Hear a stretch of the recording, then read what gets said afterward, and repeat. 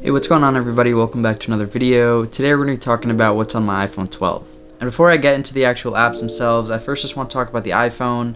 And this iPhone that I'm using here is the iPhone 12 in the blue colorway. The case that I have on it is the ESR Cloud Series case, which is like 12 or 15 bucks right now.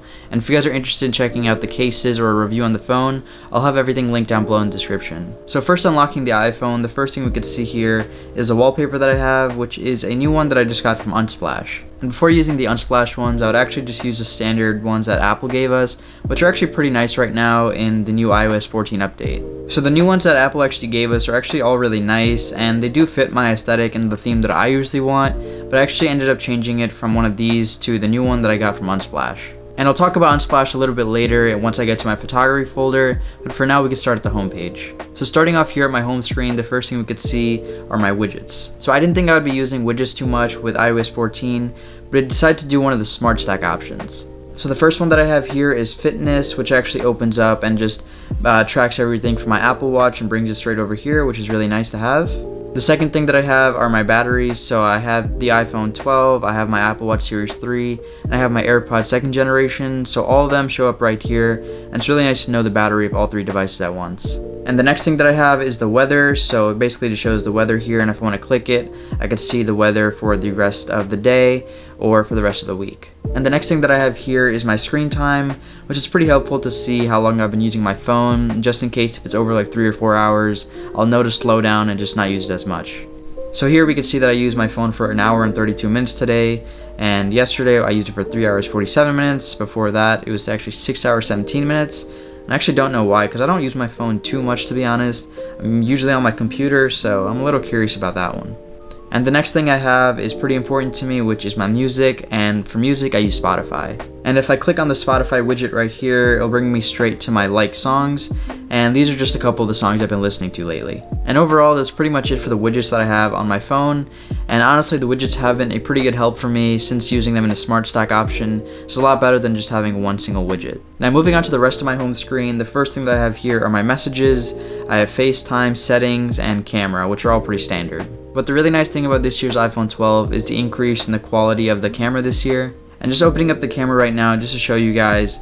So this is pretty much just how I film, or how I'm filming today I guess, but I just have my tripod, I have my Sony a6400 with the flip up screen, so I can pretty much just see the frame that I'm shooting in and if it looks nice. And today I actually just added this pillowcase over my lighting just so it gives a little bit more of a diffused look. So let me know if today's video actually looks good, since it is a different setting than what I'm usually filming with. And now moving on to the second row, I have Google Calendar, which has been my primary calendar for pretty much a year now. I pretty much put all my assignments and everything from school and YouTube onto my Google Calendar, and it's been a lot better to use than the standard Apple Calendar app. And sometimes when I have a lot to do in a single day, I actually do split up my entire day on Google Calendar, and I just split it up by things I have to do. And now moving on, I have Photos, which is just Photos, pretty standard app. Next I have Clock, and there's nothing really exciting here, but I just want to talk about one single feature. And something that I just actually figured out was this sleep and wake up feature. So you could basically just go here and set your bedtime and your wake up time. So here you could just set it, and I usually set mine at around 2 o'clock and I wake up at 10. But usually if I have nothing to do, I'll probably just go to sleep at 2 and wake up at 11. And the other cool thing is that just the sound of the alarm just sounds a lot better than the standard ringtones or whatever you call it from Apple. So just to give you guys an example, this is the actual sound or song that I use for my alarm.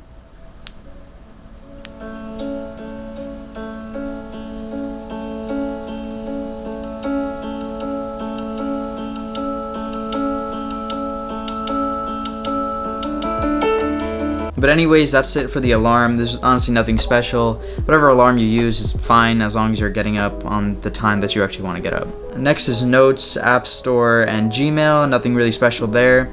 But I do just use Gmail instead of the standard Apple Mail app because that one's kind of garbage. The refreshing system on the actual Apple Mail app is really not that good. It just doesn't feel really intuitive to use or really smooth to use. So instead I just use Gmail. And for the next app that I actually use a lot is Notion here. And Notion is an app that I use a ton with my phone and my computer, and I just love how it syncs up and keeps everything organized for me. So opening it up, we could first see that we have my weekly agenda.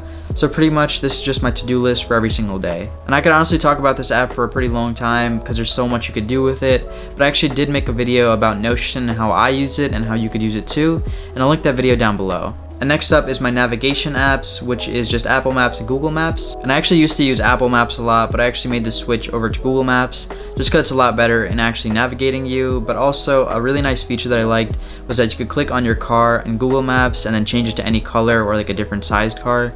And that honestly sounds stupid, but that's what did it for me and made me switch over to Google Maps. And for the next folder that I have here, I have the health folder. I have the health app, my fitness pal. My fitness pal I actually only use when I'm tracking what I eat, but I'm actually not doing that right now. Next I have the fitness app and the watch app, which kind of go together just to track everything, and I actually do have the widget here that I talked about earlier. And finally I have the sleep cycle app, which I used to use as my alarm app, but I instead just changed over to the Apple one just because it's just a lot easier to use. And for the main social media apps that I use, I have Twitter, Facebook, Instagram, and Snapchat, which I'm sure a lot of you guys have, and it's nothing special here. And the app here that I actually haven't used too much before is Twitter. I actually got it maybe like a year ago, and I've been using a lot since then. I used to use Instagram as my primary social media app, but Twitter is honestly a lot funnier, and there's a lot of good stuff on Twitter, and you get to stay updated with the news as well. So overall, Twitter has just been my favorite social media app for this year probably. For my video folder here, I have YouTube, which I actually don't use too much just because I enjoy watching my content either on my TV or on my computer. Next up I have Netflix, which I've been using a ton lately, and right now I've been watching Arrested Development. I've been finishing up Legend of Korra. I was watching Hunter x Hunter. My friend's actually a pretty big fan of this show, and he recommended it to me. I really liked the first 3 seasons or 2 seasons. And the 3rd season wasn't my favorite, so I actually stopped watching it, but overall still a pretty good show. And next I have Disney Plus, which I actually haven't been using too much besides for The Simpsons, which I do watch occasionally, and Mandalorian, which I do watch with my friends. YouTube Studio is a pretty nice app where I can just check all my analytics and see how the numbers are doing. And it's also really nice just to reply to comments right here. And this guy said nice, and I'll just comment or reply to him in person or live on camera.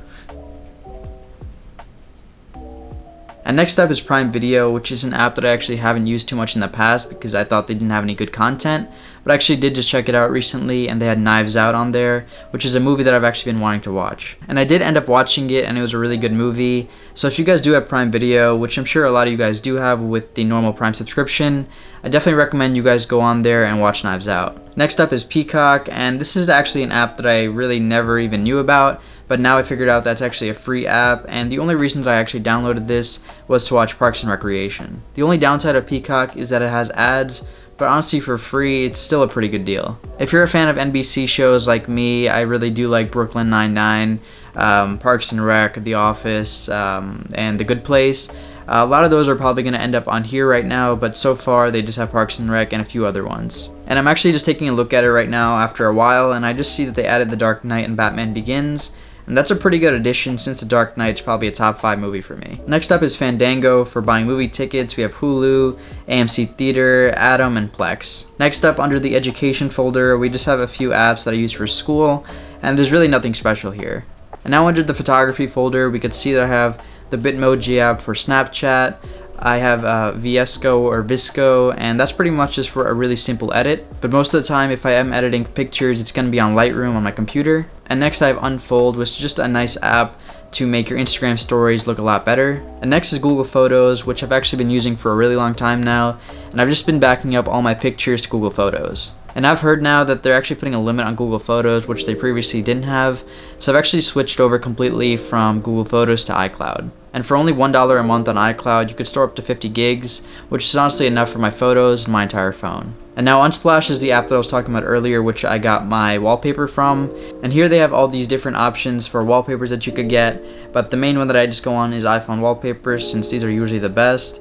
And these are all just some really nice wallpapers, so if you guys don't want to use the standard ones from what Apple gives you, you could just check out Unsplash and download one from here. Next is Play Memories and Imaging Edge. I don't know what that is, but both of these just pretty much just control my camera, and I could see whatever's going on my camera on my phone. Under the shopping and savings folder, we just have T-Mobile Tuesdays, which I used to use for like free coffee and stuff, which is pretty nice. I have Groupon, Amazon of course, ASOS, H&M, Unidays, which is good for students if you're looking for a discount, and Uniqlo. Under the finance folder, there's really nothing special here. It's just pretty much apps I use to get money from different businesses if I'm working with them, or just for personal finance. And for the next folder that I have here is the business folder, which I have Glassdoor, LinkedIn, and Social Blade.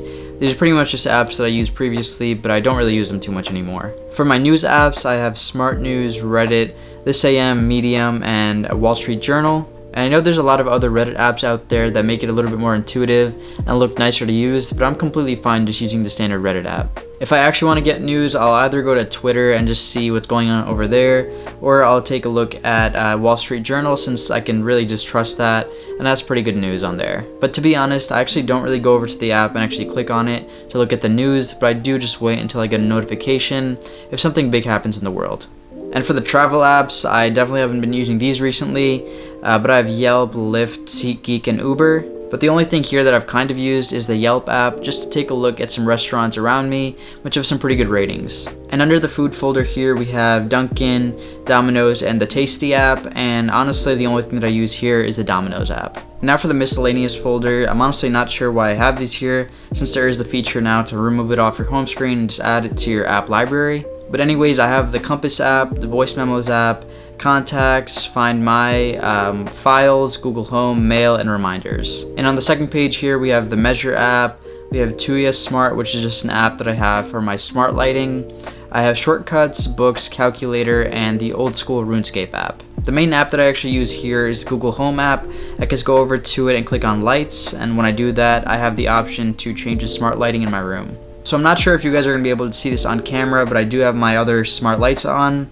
They're kind of like in a yellow tone, and I'll just turn them off right now.